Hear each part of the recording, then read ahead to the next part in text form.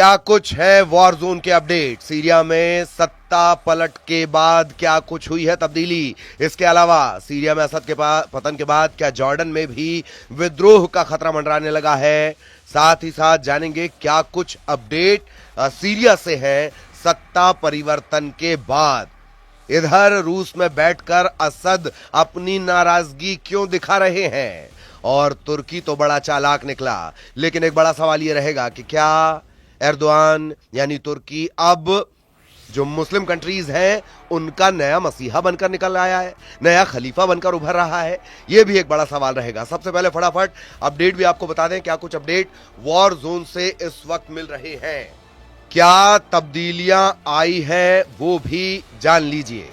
असद सरकार के जाने के बाद, बशर अल असद के जाने के बाद सीरिया में किस तरह की स्थितियां हैं वो आपको बता दें। 8 दिसंबर 2024 को दमिश्क पर विद्रोही गुट हयात तहरीर अल शाम HTS इसके कब्जे के बाद असद देश छोड़कर रूस चले गए हैं। सीरिया में सरकार है नहीं। अब जान लीजिए ट्रंप ने क्या कुछ कहा है कि तुर्की ने सीरिया में सत्ता परिवर्तन करवाया है। विस्तार से भी बताएंगे। संयुक्त राष्ट्र के विशेष दूत ने बैठक की है। विद्रोही नेता अहमद अल शरा ने दमिश्क में सीरिया के लिए संयुक्त राष्ट्र के विशेष दूत गिर पेडरसन के साथ एक बैठक की है।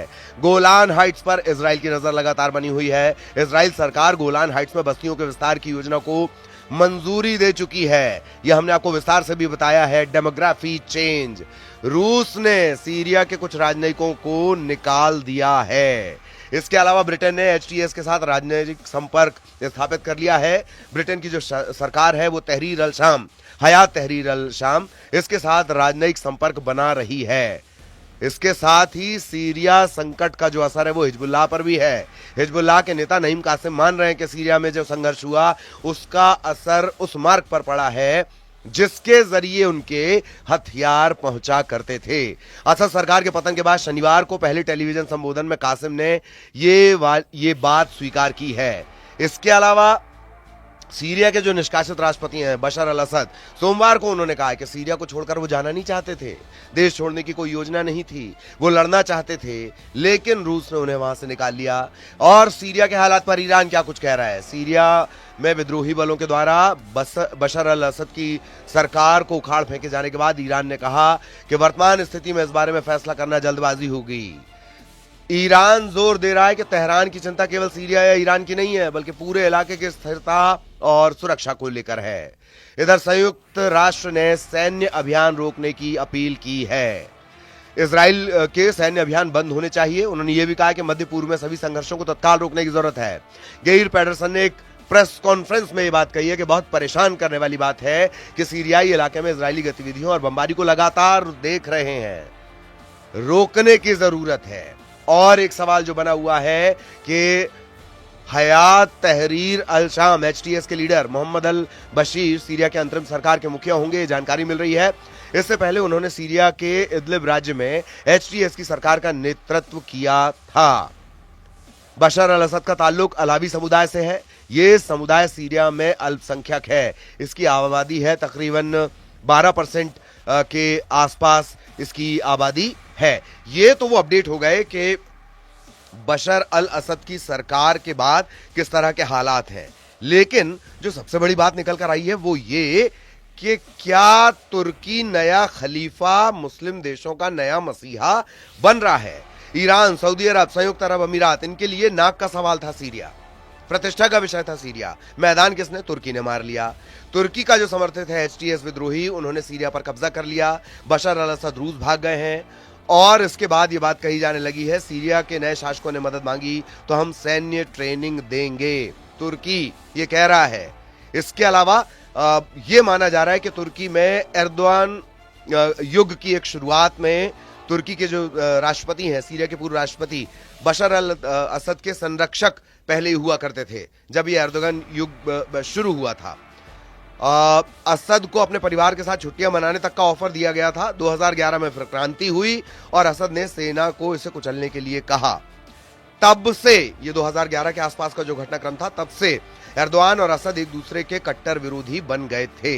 लेकिन ताजा हालात में सीरिया में सेना के क्रूर सैन्य अभियान से लाखों की तादाद में लोग देश छोड़कर तुर्की भी गए। अमेरिका की जो स्थितियां थीं उस समय बराक ओबामा को इस बात के लिए वो सहमत नहीं कर पाए थे तुर्की कि सीरिया पर हमला करें, असद की सरकार को हटा दें।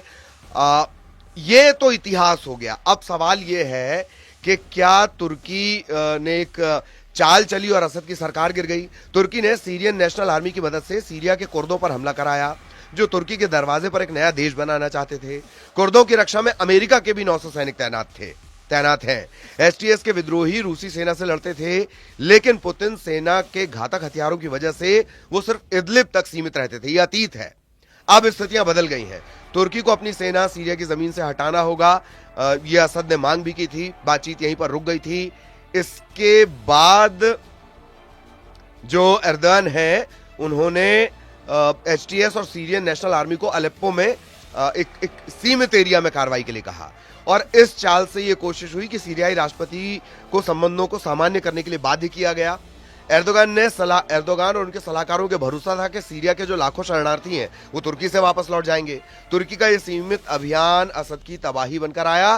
कुछ दिन में उनकी सेना भाग खड़ी हुई। ये एक चाल के तौर पर देखा जा रहा है जो तुर्की ने चली है।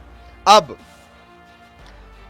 जो बात कही जा रही है, जो मुस्लिम कंट्रीज हैं, जो इस्लामिक देश हैं, उनका क्या कुछ कहना है? तुर्की को अरब और इस्लामिक देशों के स्वाभाविक नेता के रूप में देखते हैं एर्दोगान। सीरिया में जो बदलाव आया है वो इसे एक अवसर के रूप में देख रहे हैं ताकि एक नई व्यवस्था हो जाए। हालांकि रास्ता आसान नहीं होगा, क्योंकि जो एचटीएस है उसका अलकायदा और आईएसएस से करीबी संबंध रह चुका है। असद के जाने से यूएई और सऊदी को भी झटका लगा है। यूएई और असद के बीच गंभीर बातचीत भी चल रही थी। सऊदी और यूएई दोनों चाहते थे कि असद सत्ता में बने रहें, लेकिन चाल कामयाब हुई तुर्की की, और ऐसा लगता है कि वो एक नए मसीहा के तौर पर, मुस्लिम वर्ल्ड के नए मसीहा के तौर पर सामने आया है। इसके अलावा इधर सीरिया में असद की सरकार गिरने के बाद अरब के कई देशों में हलचल है, इसमें जॉर्डन भी है। अस्थिरता की आशंका, ताजा हालात की जो स्थितियां हैं, उसमें इजराइल और अमेरिकी अधिकारी जॉर्डन भी पहुंचे और उन्होंने जाना कि वहां किस तरह की स्थितियां हैं। जॉर्डन पर इसलिए दुनिया का ध्यान ज्यादा है क्योंकि इजराइल के दो अहम अफसर शिन बेट और आईडीएफ मिलिट्री इंटेलिजेंस के जो अधिकारी हैं, श्लोमी बिंदर, वो जॉर्डन के दौरे पर पहुंचे और वहां की स्थितियां देखी। इजरायली मीडिया ये कह रही है कि जॉर्डन की राजशाही को अस्थिर करते हुए देश की जमीन का इस्तेमाल इजराइल के खिलाफ करने के लिए ईरान कोशिश कर सकता है। ऐसे में जॉर्डन किंग के सामने स्थिति को संभालने की चुनौती है।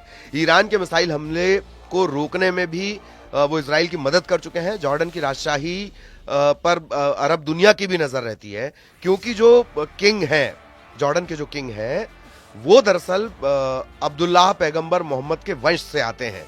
यही वजह है। 1999 से जॉर्डन के राजा हैं अब्दुल्ला द्वितीय, और तकरीबन 25 साल से वो राज कर रहे हैं। 1999 से ही ये सिलसिला चला आ रहा है। अपने पिता के बाद हुसैन देश के शासक बने थे, और कुछ हफ्ते पहले ही उन्होंने अपने बड़े बेटे अब्दुल्लाह को अपना वारिस बनाया है। और पैगंबर मोहम्मद की, ये कहा जाता है कि पैगंबर मोहम्मद की 41वीं पीढ़ी के ये वंशज हैं। अब एक और बड़ा अपडेट असद के बारे में आपको दे दें। ये रूस में बैठे हुए हैं, लेकिन नाराजगी दरअसल ये अपनी जाहिर कर रहे हैं, वहीं पर बैठकर जाहिर कर रहे हैं कि वो चाहते थे कि वो लड़ें, अपने देश में ही रहें, लेकिन रूस ने वहां से उन्हें निकलवा लिया। और यही वजह है कि अब वो अपनी नाराजगी और जो विद्रोही गुट है उनके खिलाफ लगातार बाहर से, यानी रशिया से, वो अपनी भड़ास एक तरह से निकाल रहे हैं। दमिश्क पर विद्रोहियों के कब्जे के बाद रूस की मदद से वो देश छोड़कर भागे थे। अब वो कह रहे हैं कि नहीं, मैं भागना नहीं चाह रहा था, वो तो दरअसल लड़ाई रखना चाह रहे थे। बेस कैंप पर हमले के बाद उन्होंने देश छोड़ दिया था। अब वो ये कह रहे हैं कि नहीं, वो वहीं रहना चाहते थे, मुकाबला करना चाहते थे, लेकिन ऐसा नहीं हुआ। तो ये पूरे सीरिया और सीरिया से जुड़ा हुआ अपडेट हमने आपको बताया। एक बड़ा सवाल यही कि क्या तुर्की, जिन्हें एर्दोगन भी कुछ लोग कहते हैं, एर्दोआन भी कहते हैं, तुर्की के जो मुखिया हैं, क्या वो मुस्लिम देशों के नए मसीहा के तौर पर उभरना चाहते हैं? ये अरब कंट्रीज का या मुस्लिम वर्ल्ड कंट्रीज का, इस्लामिक कंट्रीज का नया टेंशन है, जो चाहते थे कि सीरिया में बशर अल असद की सरकार रहे, लेकिन तुर्की की चाल से सीरिया में हो गया तख्ता पलट। तो ये वो तमाम अपडेट्स हैं जो इस वक्त वॉर जोन से मिल रहे हैं।